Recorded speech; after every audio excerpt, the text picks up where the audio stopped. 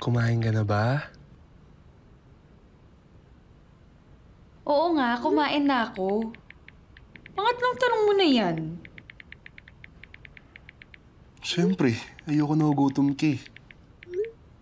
Ikaw ba, kumain na? Busog na ako. Nakausap na kita eh.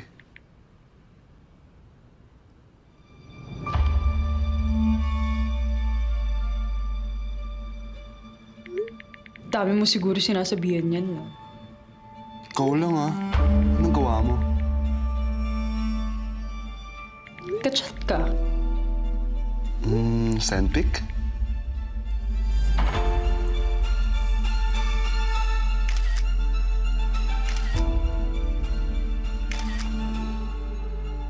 Ayan na.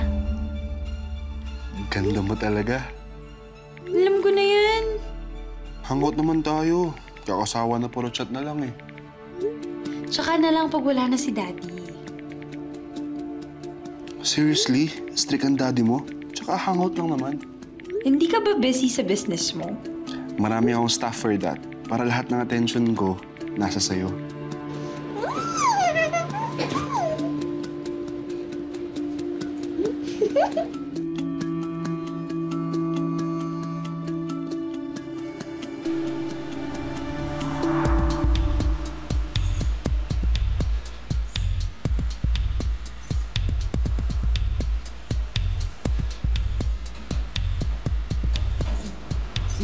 Tol, alam mo okay din si Kelvin, ano? Kung lagi niya tayong pahihiramin ng gamit, edi ayos, okay siya. Dito Ram, no? Ito yung bayad niya sa lahat ng utang niya sa akin. Ganun ba? Ayos pa rin, Tol. Eh, sakto eh, tinan mo. Pero nagkakatsan na ako. Tinan mo. Naya naman ako sa'yo, Tol. Kumakain ka pa ba? Wala naman eh. Teka, Tol. Alam mo, dalas na umalipasan ngayon dahil sa daming trabaho. Pero, mas okay.